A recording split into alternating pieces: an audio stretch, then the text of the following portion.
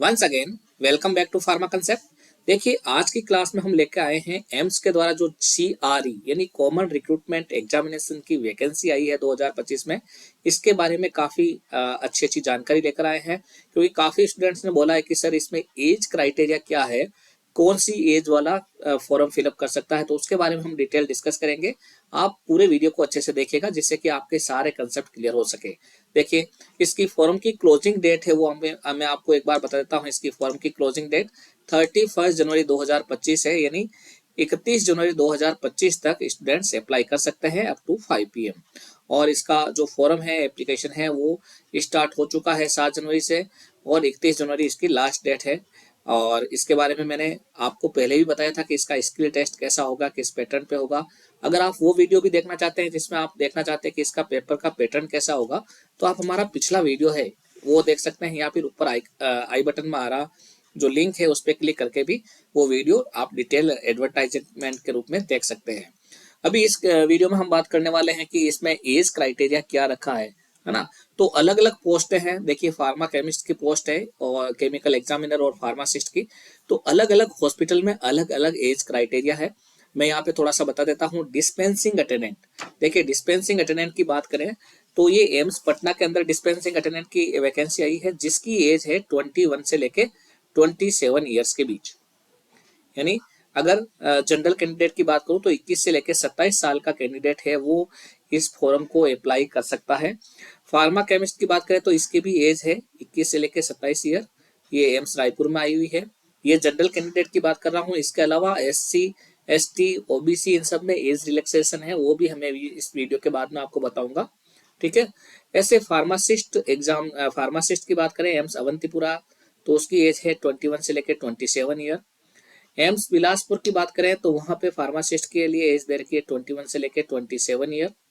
ऐसे ही एम्स दिल्ली की बात करें, देखिए एम्स दिल्ली में जो फार्मासिस्ट के लिए एज लिमिट दे रखी है वो है 18 से लेके 30 ईयर्स, यानी 18 साल से लेके 30 साल तक का जो कैंडिडेट है वो इसको अप्लाई कर सकता है।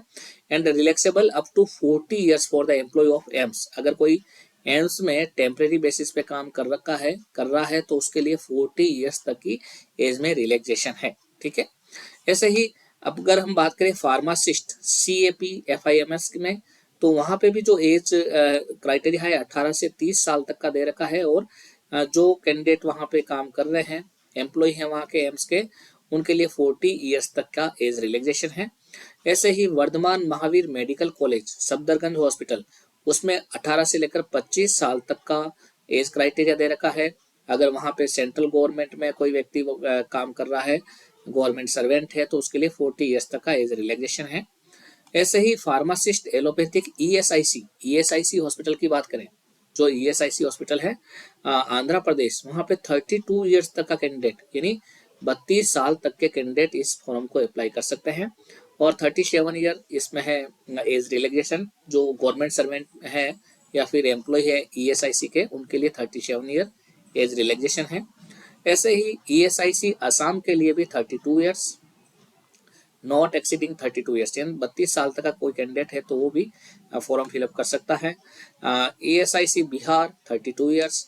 यानी जितने भी ESIC हॉस्पिटल है ना, एम्प्लॉय स्टेट इंश्योरेंस कॉर्पोरेशन के जो भी हॉस्पिटल है, चाहे चंडीगढ़ हो, चाहे ऐसे ही छत्तीसगढ़ हो, इसी तरीके से दिल्ली NCR हो, इसी तरीके से Jammu and Kashmir ESIC hospital है, झारखंड ESIC हॉस्पिटल है, कर्नाटका ESIC हॉस्पिटल है, जो भी आपका महाराष्ट्र है, राजस्थान है, राजस्थान ESIC हॉस्पिटल, इसमें भी 32 ईयर्स तक के कैंडिडेट अप्लाई कर सकते हैं।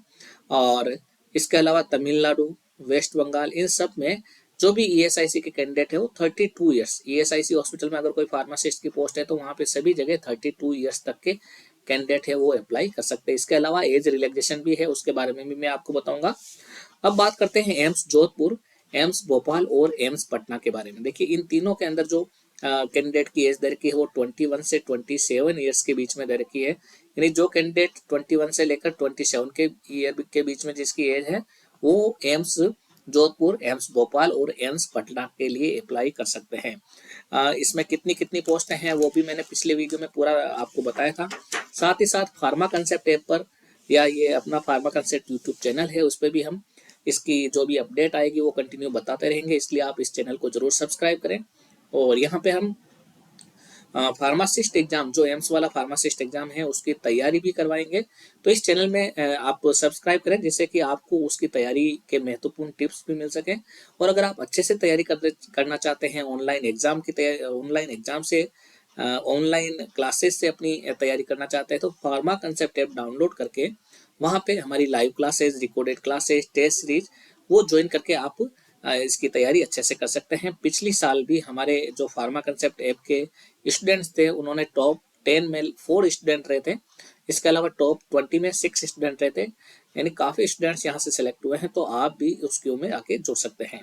अब हम बात कर लेते हैं एज रिलैक्सेशन के बारे में, यानी एज का रिलैक्सेशन कितना क्या है, ठीक है ना। अगर हम बात करें एज रिलैक्सेशन के बारे में, तो देखिए एससी और एसटी कैंडिडेट के लिए 5 इयर्स का एज रिलैक्सेशन है, यानी जितनी भी मैंने पोस्ट बताई थी उन सब में 5 साल आप और ऐड कर सकते हैं। ओबीसी कैंडिडेट के लिए 3 इयर्स का एज रिलैक्सेशन है। पीडब्ल्यूबीडी के लिए 10 इयर्स का एज रिलैक्सेशन है, यानी कि ईडब्ल्यूएस के लिए कोई एज रिलैक्सेशन नहीं दिया है इन्होंने। जो भी एज रिलैक्सेशन दिया है वो एससी एसटी कैंडिडेट के लिए 5 ईयर, ओबीसी के लिए 3 इयर्स और पीडब्ल्यूबीडी के लिए 10 इयर्स दिया है। साथ ही साथ एक्स सर्विसमैन के लिए भी इन्होंने दे रखा है। जो भी आपकी मिलिट्री सर्विस की लेंथ है उसमें से 3 साल तक आप ऐड करके इसमें अप्लाई कर सकते हैं। सेंट्रल गवर्नमेंट जो सिविल एम्प्लॉयज है ना, उन सब के लिए 5 इयर्स का एज रिलैक्सेशन है, ग्रुप बी पोस्ट में, और ग्रुप सी पोस्ट के लिए अलग अलग है, ठीक है ना। तो अपने यहाँ पे ग्रुप बी पोस्ट है तो आप इसके हिसाब से एज रिलैक्सेशन दे सकते हैं। ये अलग अलग क्राइटेरिया दे रखा है, ठीक है, कैटेगरी का वाइज भी दे रखा है। और ये डिटेल एडवर्टाइजमेंट, इसमें कौन में कितनी कितनी पोस्ट है, लगभग टोटल मिला के 169 पोस्ट हैं। कितनी पोस्ट है? 169 पोस्ट हैं। तो उसके बारे में भी मैंने डिटेल में आपको बता रखा है, कौन सी जगह कितनी कितनी पोस्टें हैं। तो इसको आप रोक के देख सकते हैं एक बार। मैंने वैसे डिटेल डिस्कशन किया है पिछली जो वीडियो थी उसके अंदर, ठीक है। तो वहां से आप पता कर सकते हैं। देखिए ईएसआईसी हॉस्पिटल दिल्ली एनसीआर में सबसे ज्यादा 34 पोस्ट है, टोटल मिला के 169 पोस्ट है, जिसमें 167 तो फार्मासिस्ट की है, और 1 पोस्ट आपकी है आपकी डिस्पेंसिंग अटेंडेंट की, और 1 पोस्ट फार्मा केमिस्ट की है। तो इस तरीके से आप इन सभी को देख सकते हैं और अच्छे से इनकी उसके अकॉर्डिंग अपना फॉर्म फिलअप कर सकते हैं और अपनी तैयारी कर सकते हैं। अगर आपको बेहतर तैयारी करनी है तो आप फार्मा कंसेप्ट ऐप जरूर ज्वाइन करें, और वहाँ पे हमारी live classes, recorded classes, test series, जिसके अंदर आपको 3000 से भी ज़्यादा एमसीक्यूज मिलने वाले हैं। साथ ही साथ वीकली टेस्ट होंगे, वीकली टेस्ट होंगे। आपका जो एम्स का पैटर्न है एग्जाम का, जिसमें 20 क्वेश्चन के 5 सेक्शन होंगे, उसी पैटर्न पे वीकली टेस्ट लेंगे। लगभग हम एग्जाम तक 10 टेस्ट लेंगे, 8 से 10 टेस्ट। तो वो टेस्ट भी आप ज्वाइन कर सकते हैं। वही टेस्ट सीरीज और जो हमारी बैचेज हैं उन स्टूडेंट्स के लिए वो हम वीकली टेस्ट भी रखेंगे, तो उससे आपकी और भी ज़्यादा बेहतर तैयारी हो जाएगी। तो चलिए आज की क्लास यानी आज का वीडियो यहीं कंप्लीट करते हैं। मिलते हैं अगले वीडियो में, तब तक के लिए best of luck for exam and thanks.